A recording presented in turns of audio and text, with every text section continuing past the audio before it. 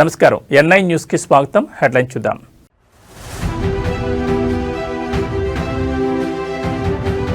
Parliament budget సమావేశాలు ప్రారంభం. రాష్ట్రపతి ద్రౌపది ముర్ము ప్రసంగంతో మొదలు.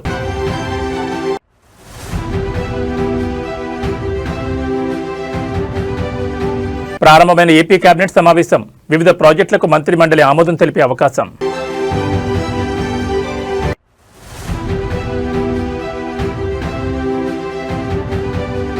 మహారాష్ట్ర డిప్యూటీ సీఎం అజిత్ పవార్ దుర్మరణం.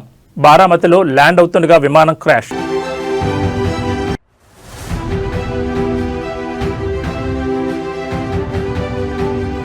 తెలంగాణలో మున్సిపల్ ఎన్నికల నగారా. నేటి నుంచే నామినేషన్ల స్వీకరణ.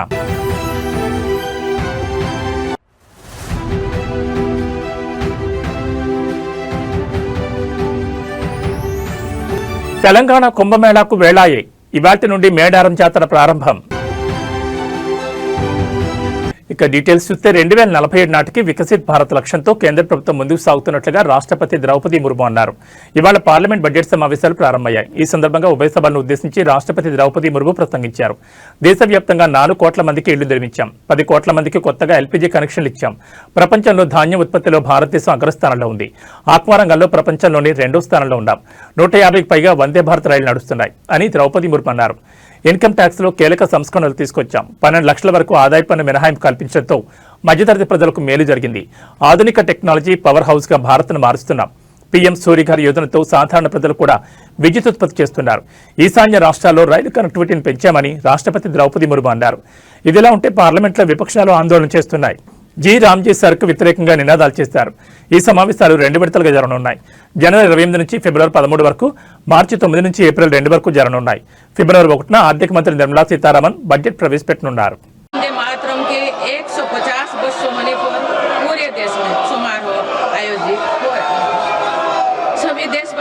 इस महान प्रेरणा के लिए ऋषि बंकिम चंद्र चट्टोपाध्याय जी को नमन कर रहे हैं। मैं आप सभी संसद सदस्यों को बधाई देती हूं कि इस पूर्ण अवसर पर संसद में विशेष चर्चा का आयोजन किया गया है। माननीय सदस्यगण, इसी दौरान देशवासियों ने श्री गुरु तेग बहादुर जी का 350 शहीद दिवस पर्व पूरी श्रद्धा के साथ मनाया। भगवान बिरसा मुंडा के 150 जन्म जयंती वर्ष के दौरान देश ने उन्हें श्रद्धांजलि दी और आदिवासी समाज के योगदान को याद किया। सरदार पटेल की 150वीं जन्म जयंती से जुड़े आयोजन ने एक भारत श्रेष्ठ भारत के भाव को मजबूत दी। सभी देशवासी इस बात के भी साक्षी बने कि कैसे भारत रत्न भूपेन हजारिका की जन्म शताब्दी के समारोह सूर और देश का एकता के भाव से भर दिया गया है। जब देशवासी अतीत के ऐसे महान पड़ावों और अपने पूर्वजों के महान योगदान को याद करते हैं तो नई पीढ़ी के प्रेरणा मिलती है। ये प्रेरणा विकसित भारत के और हमारी यात्रा के ओर गति देती है। माननीय सदस्यगण, वर्ष 2026 के साथ ही हमारे देश इस सदी के दूसरी पड़ाव पर पहुंच गया है। भारत के लिए सदी के पहले 25 वर्षों का समापन अनेक सफलताओं, गौरवशाली उपलब्धियों और असाधारण अनुभवों के साथ हुआ है। बीते 10-11 वर्षों में भारत ने हर क्षेत्र में अपनी नींव मजबूत की है। ये वर्ष 2047 तक विकसित भारत की तेज यात्रा का बहुत बड़ा आधार है। माननीय सदस्यगण, बाबा साहेब अम्बेडकर ने हमेशा समानता और सामाजिक न्याय पर जोर दिया है। हमारे संविधान भी हमें यही प्रेरणा देता है। सच्चा सामाजिक न्याय यानी देश के हर नागरिक को उसका पूरा हक मिले, बिना किसी भेदभाव से मिले। मेरी सरकार सच्ची सामाजिक न्याय के लिए समर्पित है और इसी का नतीजा है कि पिछले 1 दशक में 25 करोड़ देशवासी गरीबी को हराकर गरीबी से बाहर निकल के सरकार के तीसरे कार्यकाल में गरीबों को सशक्त करने के लिए अभियान और तेजी से आगे बढ़ा है। पिछले 1 दशक में गरीबों के 4 करोड़ पक्के घर बने। बीते 1 वर्ष में 32 लाख नए घर गरीबों के को मिले। जीवन मिशन के 5 वर्षों में 12.5 करोड़ नए परिवारों तक पाइप से पानी पहुंचाया गया है। बीते 1 वर्ष में करीब 1 करोड़ नए परिवार तक नल से जल की सुविधा पहुंची। उज्ज्वला योजना के माध्यम से अब तक 10 करोड़ से ज्यादा परिवारों को एलपीजी कनेक्शंस मिले हैं और ఏపీ ముఖ్యమంత్రి చంద్రబాబు నాయుడు అధ్యక్షతన ఏపీ కేబినెట్ సమావేశమైంది. అమరావతి వెలగపూడిలోని సచివాలయంలో కీలక సమావేశం జరుగుతోంది. రాష్ట్ర సర్వతోముఖ అభివృద్ధి లక్ష్యంగా జరుగుతున్న ఈ సమావేశంలో సుమారు 35కి పైగా కీలక అంశాలపై అజెండాను రూపొందించినట్టు తెలుస్తోంది. ప్రధానంగా రాబోయే అసెంబ్లీ బడ్జెట్ సమావేశాల షెడ్యూల్ ఖరారుతో పాటు రాష్ట్ర బడ్జెట్ రూపకల్పన, సంక్షేమ పథకాలకు నిధుల కేటాయింపుపై ఈ సమావేశంలో సుదీర్ఘంగా చర్చిస్తారని సమాచారం. ముఖ్యంగా రాజధాని అమరావతి నిర్మాణ పనులు వేగవంతం, కొత్త పరిశ్రమల స్థాపన కోసం వివిధ సంస్థలకు భూ కేటాయింపులు, పాలనాపరమైన సంస్కరణలపై కేబినెట్ పలు కీలక నిర్ణయాలు తీసుకోనుంది. ఇటీవలి ముఖ్యమంత్రి దావోస్ పర్యటనలో కుదిరిన పెట్టుబడుల ఒప్పందాల అమలుపై కూడా మంత్రివర్గం చర్చించనుందని అధికార వర్గాలు తెలిపాయి. అయితే రాజకీయంగా ప్రాధాన్యం ఉన్న ఢిల్లీ పర్యటన కారణంగా డిప్యూటీ సీఎం పవన్ కళ్యాణ్ ఈ సమావేశానికి హాజరు కాలేకపోయారు. రాష్ట్ర భవిష్యత్తును దృష్టిలో ఉంచుకుని తీసుకుని ఈ నిర్ణయాలు ఏపీ రాజకీయ, ఆర్థిక ముఖచిత్రంలో అత్యంత కీలకం కానున్నాయని విశ్లేషకులు అంటున్నారు.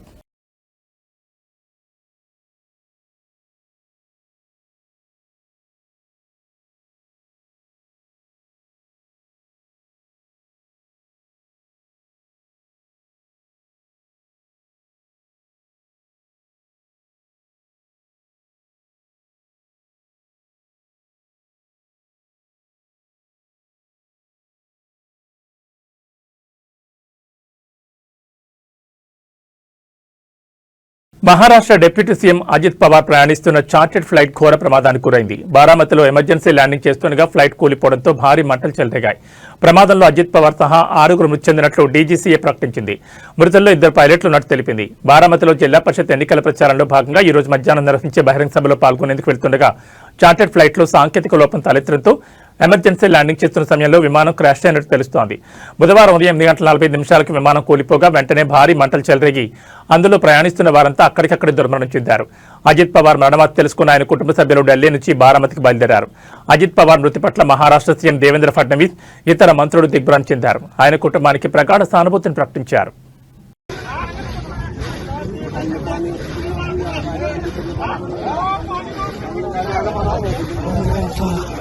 Malis ba kayo kayo kayo dito?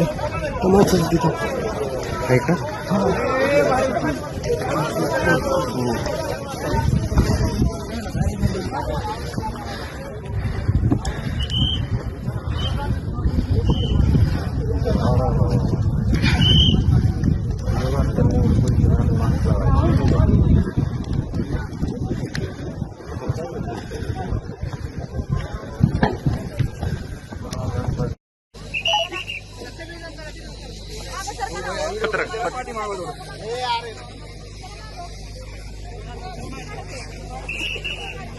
Deputy CM Pawan Kalyan ప్రస్తుతం ఢిల్లీ పర్యటనలో ఉన్నారు. తన పర్యటనలో భాగంగా పలు కీలక సమావేశాలకు ఆయన హాజరు కానున్నారు. ఏపీ రాష్ట్ర అభివృద్ధి లక్ష్యంగా కేంద్ర హోంశాఖ మంత్రి అమిత్ షా, కేంద్ర రైల్వే శాఖ మంత్రి అశ్విని వైష్ణవ్తో ప్రత్యేకంగా భేటీ కానున్నారు. తన భేటీలో భాగంగా రాష్ట్రానికి సంబంధించిన పలు పెండింగ్ ప్రాజెక్టులు, విభజన హామీల అమలు, రైల్వే కనెక్టివిటీకి సంబంధించిన అంశాలపై ప్రధానంగా చర్చించనున్నారు. ముఖ్యంగా ఏపీ ఆర్థిక పరిస్థితి, శాంతి భద్రతలు, మౌలిక సదుపాయాల కల్పనలో కేంద్ర సహకారం కోరనున్నారు. పిఠాపురం నియోజకవర్గంతో పాటు రాష్ట్ర రవాణా రైల్వే ప్రాజెక్టుల వేగవంతంపై అశ్విని వైష్ణవ్తో చర్చలు జరపనున్నట్లు అధికార వర్గాల వారు పేర్కొన్నారు. రాష్ట్ర ప్రయోజనాలే పరమావధిగా సాగుతున్న ఈ పర్యటన అటు రాజకీయంగా, ఇటు అభివృద్ధి పరంగా అత్యంత ప్రాధాన్యత సంతరించుకుందని కూటమి నేతలు అంటున్నారు. కేంద్రం నుంచి ఆశించిన నిధులు, సహాయ సహకారాల సాధనలో ఈ భేటీలు కీలక పాత్ర పోషిస్తాయని విశ్లేషకులు భావిస్తున్నారు.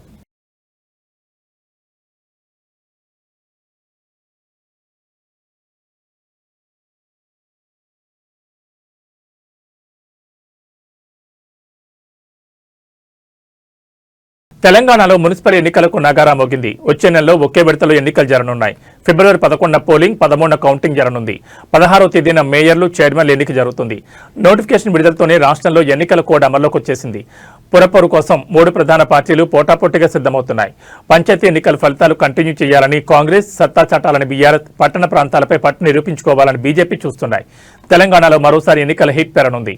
ఇప్పటికే జరిగిన అసెంబ్లీ, పార్లమెంట్ ఎన్నికల్లో కాంగ్రెస్ పార్టీ ఘన విజయం సాధించగా, హోరాహోరీగా సాగిన సర్పంచ్ ఎన్నికల్లో కాంగ్రెస్ మద్దతు పొందిన అభ్యర్థులు అధిక సంఖ్యలో గెలిచి తొలి స్థానంలో నిలవగా, బీఆర్ఎస్ 2వ స్థానం, బీజేపీ 3వ స్థానంతో సరిపెట్టుకున్నాయి. కాగా గ్రామ స్థాయిలో ప్రశాంతంగా ముగిసిన ఈ ఎన్నికల తర్వాత ఇప్పుడు పట్టణ రాజకీయాలకు తెరలేచే సమయం వచ్చింది. తెలంగాణలో మున్సిపల్ ఎన్నికల నగారా మోగింది. రాష్ట్రంలో 116 మున్సిపాలిటీలు, 7 కార్పొరేషన్లకు ఎన్నికల నోటిఫికేషన్ విడుదలైంది. ఇందుకు సంబంధించి నేటి నుంచి నామినేషన్ల స్వీకరణ మొదలు కానుంది. ఫిబ్రవరి 11వ తేదీన ఓటింగ్ జరగనుంది. 13వ తేదీ ఉదయం 8 గంటల నుంచి కౌంటింగ్ ఉంటుంది.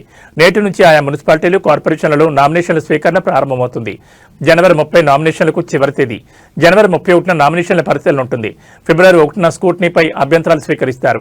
ఫిబ్రవరి 2న అభ్యంతరాలపై తుది నిర్ణయం తీసుకుంటారు. ఫిబ్రవరి 3 నామినేషన్లకు ఉపసంహరణకు చివరి తేదీ. అదే రోజున ఎన్నికల్లో పోటీ చేసే అభ్యర్థుల తుది జాబితాను ప్రకటిస్తారు.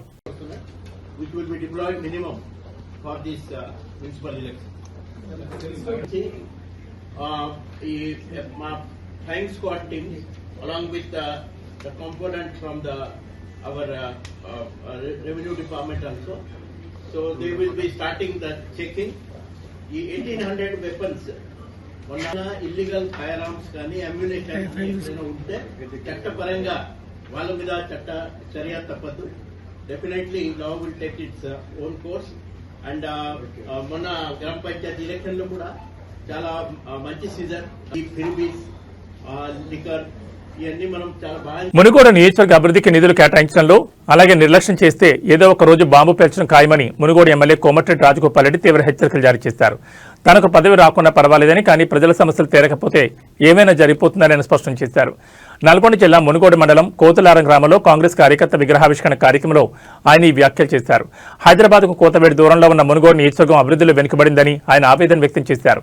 నియోజకవర్గంలో పనులు చేపట్టిన బిల్లులు ఇవ్వకపోవడంతో కాంట్రాక్టర్లు పనులు సగంలో నిలిపివేసి చేతులెత్తేస్తున్నారని ఆయన ఆందోళన వ్యక్తం చేశారు. ఈ విషయాన్ని సీఎం దృష్టికి తీసుకెళ్లానని, వారం రోజుల్లో పూర్తిస్థాయి బిల్లులు చెల్లిస్తామని హామీ ఇచ్చిన సీఎం 3 వారాలు గడిచినా ఒక్క బిల్లు కూడా చెల్లించలేదని అన్నారు. రాష్ట్రంలో కేవలం సీఎం, మంత్రుల నియోజకవర్గాల్లోనే అభివృద్ధి పనులకు నిధులు మంజూరు చేసి అభివృద్ధి చేసుకుంటున్నారు తప్ప ఎమ్మెల్యేల నియోజకవర్గాల్లో బిల్లులు ఇవ్వకపోగా నూతన పనులకు కూడా మంజూరు చేయడం లేదని ఆయన ఆవేదన వ్యక్తం చేశారు.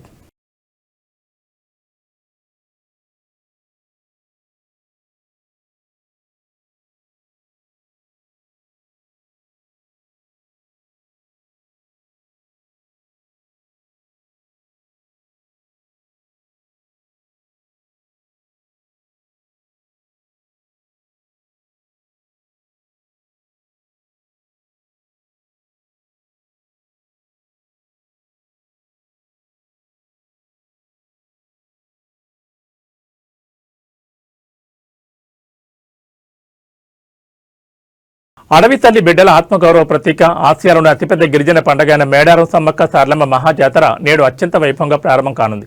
నేటి నుంచి జనవరి 31 వరకు 4 రోజుల పాటు ఈ జాతర కొనసాగనుంది.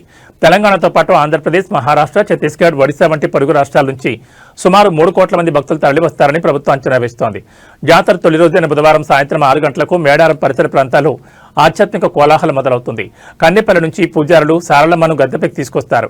అదే సమయంలో కొండాయి నుంచి గోవిందరాజును, పునుగొండ్ల నుంచి పగడిగిద్దరాజును మేడారంలోని గద్దెలపైకి తీసుకొచ్చి ప్రతిష్ఠించడంతో జాతర అంకురార్పణ జరుగుతుంది. రేపు సాయంత్రం చిలకలగుట్ట నుంచి కుంకుమ భరణి రూపంలో సమ్మక్క తల్లి గద్దెపైకి చేరుకోవడంతో జాతర తారాస్థాయికి చేరుకుంటుంది. జాతర అధికారికంగా నేడు ప్రారంభమైనప్పటికీ గత వారం రోజులుగానే మేడారం జనసంద్రమైంది. జంపన్న వాగు వద్ద భక్తులు పుణ్యస్నానాలు ఆచరించి మొక్కులు చెల్లించుకుంటున్నారు. ప్రస్తుతం మేడారం పరిసర ప్రాంతాల్లో ఇసుక వేస్తే రాళ్లంత జనం కనిపిస్తున్నారు. భారీగా వాహనాలు తరలివస్తుండటంతో బుధవారం వేకుజామునే సుమారు 4 కిలోమీటర్ల మేర ట్రాఫిక్ నిలిచిపోయింది. దీంతో పోలీసులు రంగంలోకి దిగి పరిస్థితిని సమీక్షిస్తున్నారు.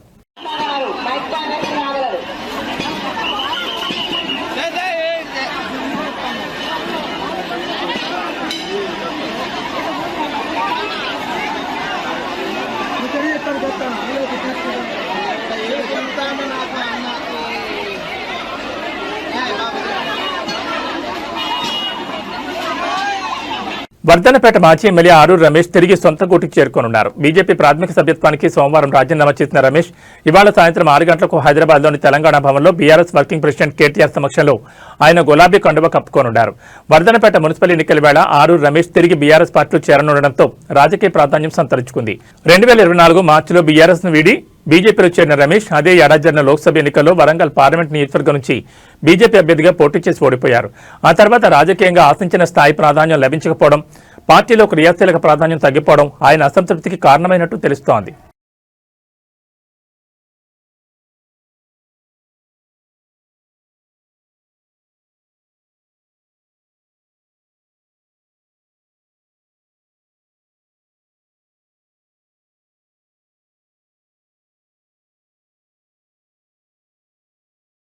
మేడ్చల్ జిల్లాలో మున్సిపల్ నగారా మోగడంతో అధికార ప్రతిపక్ష పార్టీల మధ్య పోరు ముదిరింది. మాజీ మంత్రి మేడ్చల్ ఎమ్మెల్యే మల్లారెడ్డి యల్లంపేట మున్సిపాలిటీ పరిధిలోని అభ్యర్థుల తరఫున ప్రచారం అమలు చేశారు.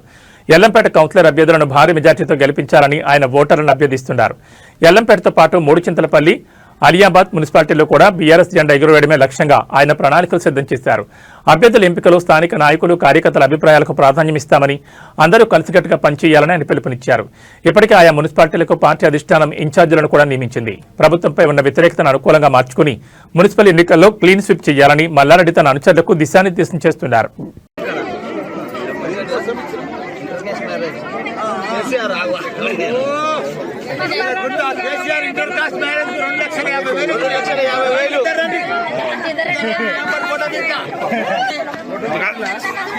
ఇంటర్ కాస్ట్ మ్యారేజ్ కు కేసీఆర్ గారు 2,50,000 ఇచ్చిండు. ఆ రోజు మంచిగా వాళ్ళు పెళ్లి చేసుకొని మంచిగా వ్యాపారం చేసుకొని మంచిగా కొడుకుని కానీ నింపడంగా ఆశీర్వాదంతో చూసినావా?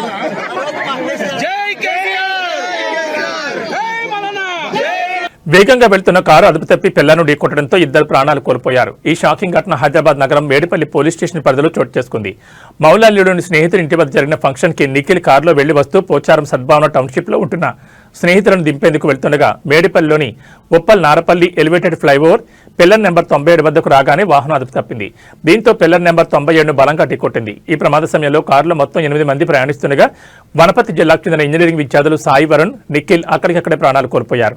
కారు వేగంగా ఢీకోవడంతో వాహనం నుజ్జునుజ్జైంది. కాగా కారు పరిస్థితిని చూస్తే ప్రమాద తీవ్రతను స్పష్టం చేస్తోంది.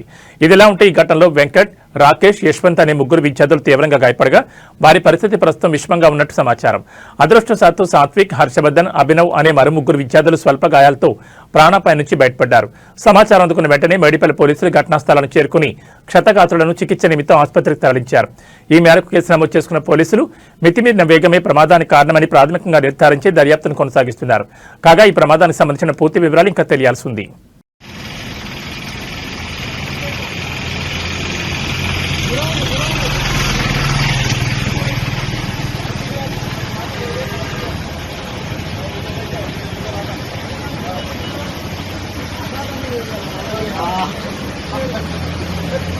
ఓ ఆటో బోల్తా కొట్టడంతో మద్యం సీసాలు రోడ్డున పడిన ఘటన చిత్తూరు జిల్లాలో చోటు చేసుకుంది. పోలీసులు తెలిపిన వివరాల ప్రకారం ఓ ఆటోలో మద్యం సీసాలను తరలిస్తున్నారు. గంగవరం సమీపంలోని సాయి గార్డెన్ సిటీ వద్దకు ఆటో చేరుకోగానే ప్రమాదానికి గురైంది. టర్నింగ్ పాయింట్ వద్ద ఒక్కసారిగా బోల్తా కొట్టింది. ఈ ప్రమాదంలో ఆటో డ్రైవర్ రాజే తీవ్రంగా గాయపడ్డారు. గమనించిన స్థానికులు వెంటనే ఆటో డ్రైవర్ను చికిత్స కోసం పలమనేరు ఏరియా ఆసుపత్రికి తరలించారు. అతని పరిస్థితి విషమించడంతో అక్కడి నుంచి చిత్తూరు ప్రభుత్వ ఆసుపత్రికి వైద్యుల సూచన మేరకు తీసుకెళ్లారు. ప్రస్తుతం రాజయ్య చిత్తూరు ప్రభుత్వ ఆసుపత్రిలో చికిత్స పొందుతున్నారు. అయితే ప్రమాదం జరిగిన వెంటనే ఆటోలో తీసుకెళ్తున్న మద్యం సీసాలు రోడ్డుపై చిందరవందరగా పడ్డాయి. వాటిలో కొన్ని బాటిళ్లు పగిలి మద్యం రోడ్డుపై పారింది. గమనించిన స్థానికులు బాటిళ్లను సేకరించి ఒక పక్కన పెట్టారు. విషయం తెలుసుకున్న పోలీసులు సంఘటనా స్థలాన్ని చేరుకుని విచారించారు. ప్యాసింజర్ ఆటోలో భారీ ఎత్తున మద్యం తరలించడానికి గుర్తించారు. అయితే మద్యాన్ని కొత్తపల్లి గ్రామంలోని ఓ బెల్ట్ షాప్ తరలిస్తున్నట్లు పోలీసుల విచారణలో తెలిసింది. ఘటనపై పోలీసులు కేసు నమోదు చేసుకుని దర్యాప్తు చేస్తున్నారు.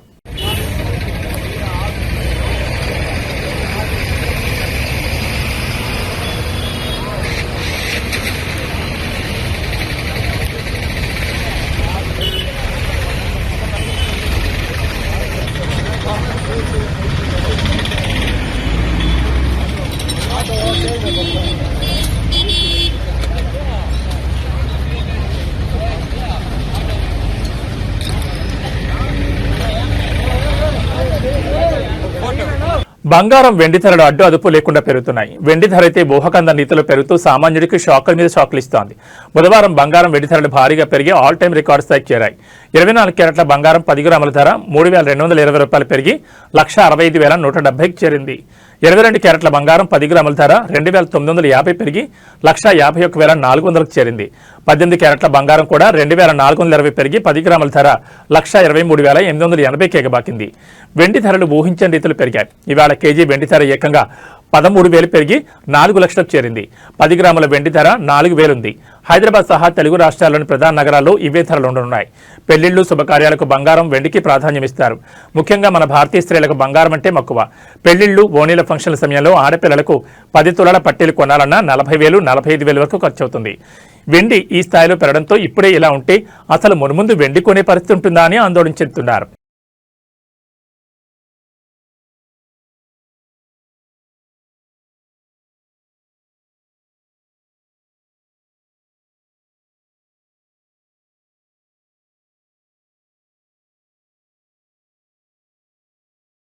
ఇవి బులెటిన్ విశేషాలు. నమస్కారం.